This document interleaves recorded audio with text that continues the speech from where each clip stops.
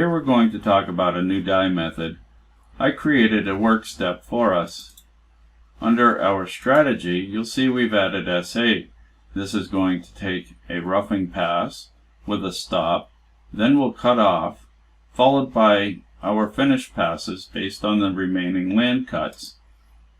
I set our land cut for 3. In the technology table, you'll see we have our rough and our 2 finishes, where you can adjust the feed, water, comp register, and comp value. Let's take a look at our path. You can see we have a stop with a cutoff.